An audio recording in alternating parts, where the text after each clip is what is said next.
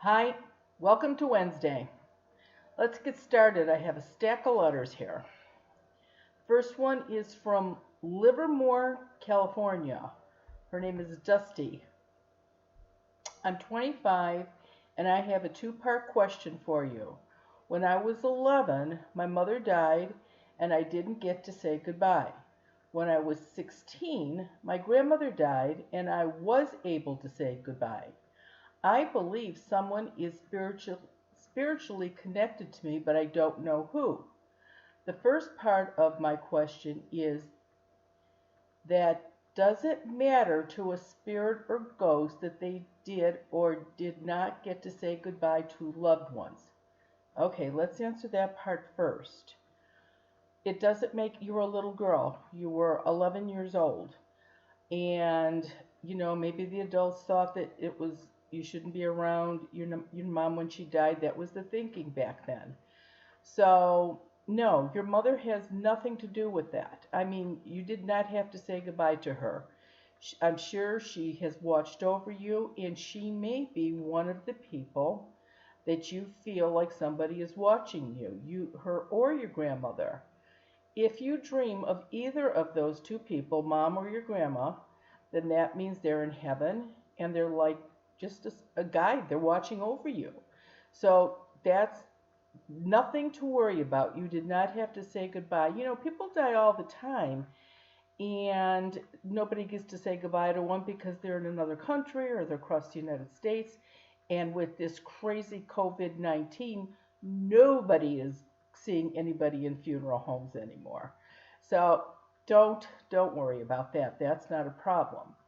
The second part is how do I become more aware of spirits or ghosts that or may be trying to connect with me? I would appreciate an answer. Okay, dreaming about them, you could actually talk to your mom and your grandma in dreams. That's one way.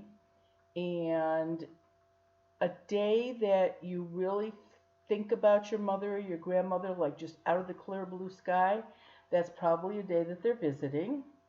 Look for them to visit you on your birthday, on their birthday, on the day they died. And when you or if you have children, they're not going to miss seeing their grandchildren, great grandchildren. So you don't have to do anything. They will come in a dream. Just be aware of it and look for it. Okay, let's see. The next one is from Kathy in Indiana. Hi, Marianne. My question is regarding a soul. I am still learning about souls and oversouls.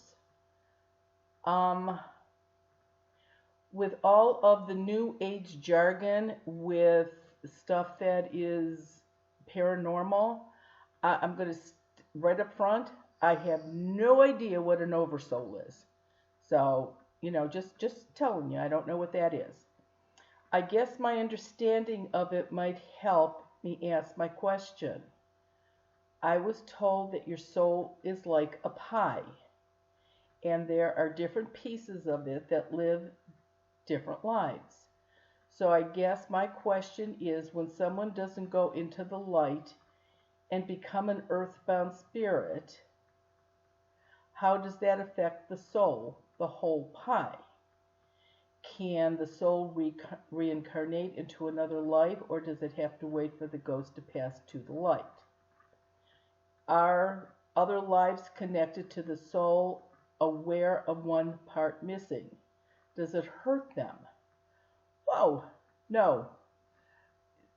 Nothing, the body, the soul does not, it doesn't eat, it doesn't sleep, it does not feel pain. So no, it's the human body that feels the pain. I guess this is just another way of asking about reincarnation. And I never heard this pie thing, but you have to go into the light to be reincarnated. You cannot go if you are earthbound. So it stops you mentally, spiritually, from going forward. You are stuck in the space where you are now because you never went to the light. And eventually, when they get to the light, then they can learn whatever it is they have to learn. And then they can decide if they want to come back and be back in the world again.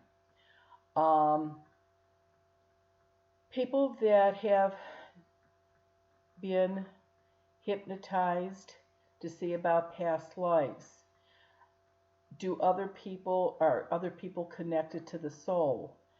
When you come back from, when you are reincarnated, you come back with the same circle of friends, the same relatives.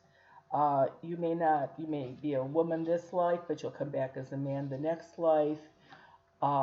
Your mother could be your best friend next time. Your grandmother could be your father next time.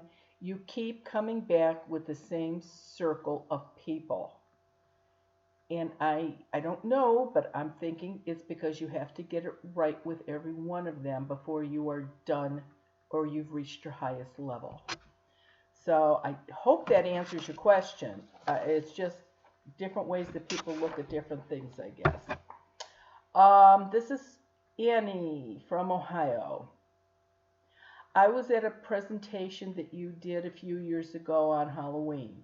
You commented how all spirits attend their own funerals and that the light appears shortly thereafter. No, the very second you take your last breath, the white light appears.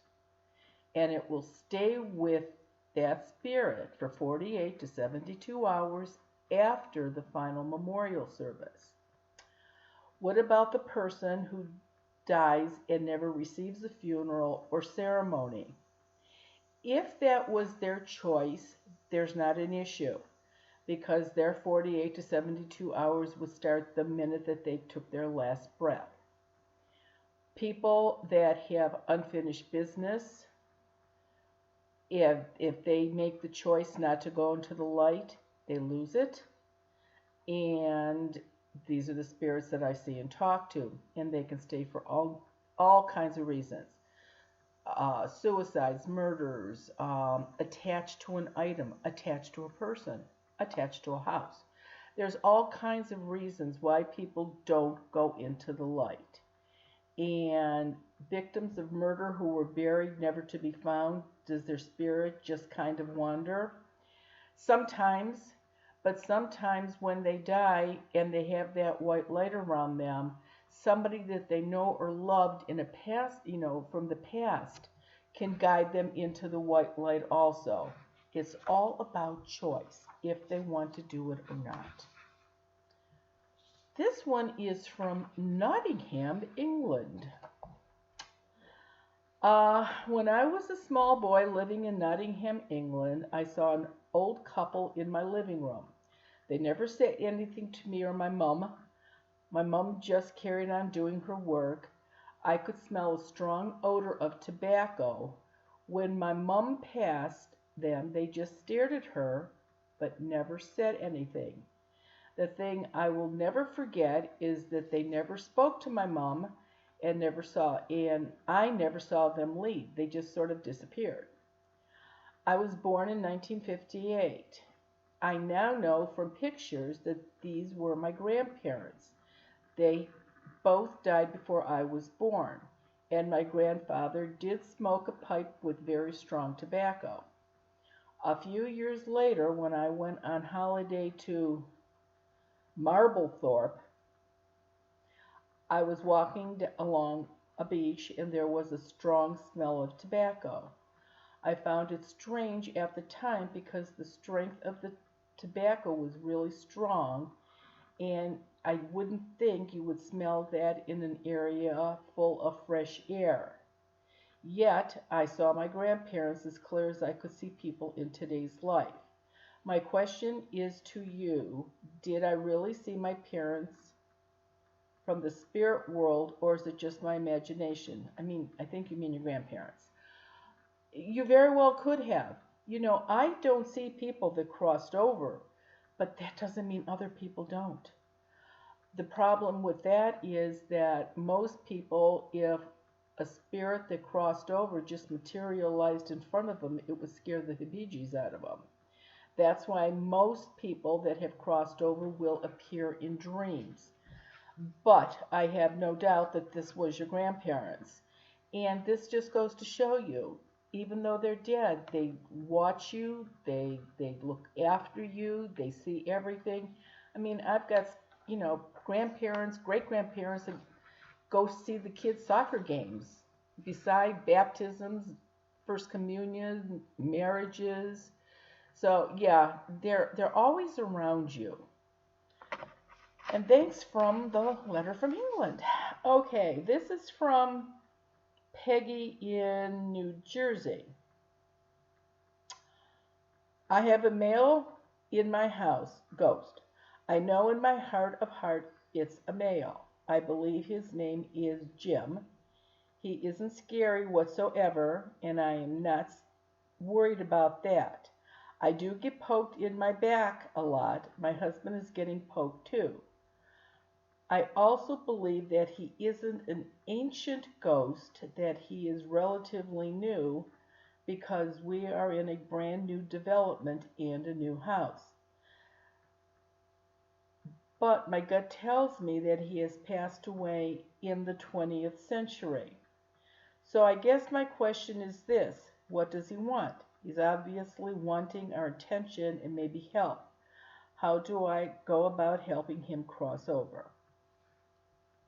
Okay, let me straighten out a couple things here. A spirit that has crossed over is not going to be poking you or your husband in the back.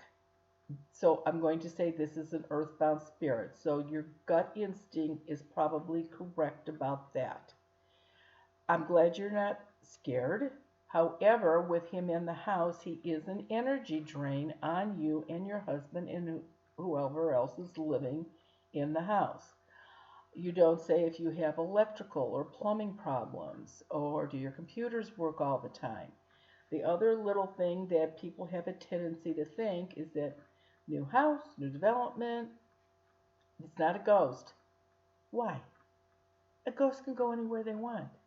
You have no idea how much work I do for people that are building new houses, because there are ghosts that are bothering them and causing trouble during the construction.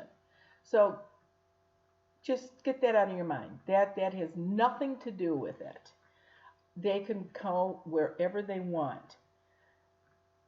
My suggestion to you, Peggy, is this: call me and let me see, on the phone who I can see, what he looks like, see if you're right and he's somebody that's more modern from the way he's dressed. The other thing that you can do is jump on Zoom. I'm on once a week. I can see him on Zoom. I'll be able to tell you how old he looks and how he's dressed, what room of the house he's in. And we're starting to have people ask yes and no questions because they could hear anything that's said. And I can see them shake their head yes or shake their head no. So you may want to jump on Zoom. And I will call you back if you leave a message, but Zoom is way faster. I'm way far back behind on phone calls, only because I'm still not doing a lot of houses. With the virus, I just not doing it. Okay, my question is, my 5-year-old son who died 2 years ago is angry at me for not being able to save him, because I myself, as his mother, remember all the times I overreacted in his lifetime, and I have so much guilt. I love him, but does he still love me? Of course. You don't say how your son died, but if he was ill, I mean, what could you have done? You're writing this, so you're obviously not in prison. You didn't stab him or kill him. Kids love their parents no matter what. Believe me, Ted and I were foster parents for years, and we watched very abused children, babies, toddlers, they still love their moms and dads even though they hurt them. Okay, here is the last one for today. I have a question regarding earthbound ghosts. This is from Zara in Ohio. I was watching a show on TV and they showed how an earthbound ghost was said to haunt a very small, miserable cell in an old jail. Why would the ghost stay in a place where it is so miserable? Why wouldn't it want to move to a better place? It does. This is TV. This is the movies. They can say whatever they want on them. And I keep telling people, even Ghost Whisperer, there were only 4 sentences each week that were true. The rest was all Hollywoodized. So they're not. I mean, you're right. They are not going to sit in a cell. They can go anywhere they want. So you are 100% correct. Okay. The next Zoom, for anybody that wants to come on it, will be this Friday, the 21st, from 7:30 to 9 p.m. Eastern Standard Time.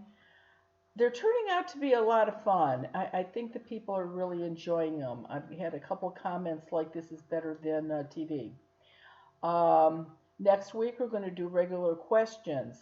Now, I've been getting letters asking about fairies and sprites and, you know, little things that bounce around and flit around like that. I have a little bit of knowledge about that, not a lot. And the letters that I have gotten so far, just out of the blue, I know the answers to those. But if somebody wants to know more about these, send me a letter. And I do have people that I can contact and get a correct answer for you. So send in the letters, and when we have enough on the subject, we will go ahead and do one of these YouTubes on that. So everybody have a good week. Please stay safe, and we'll do this next Wednesday. Thank you.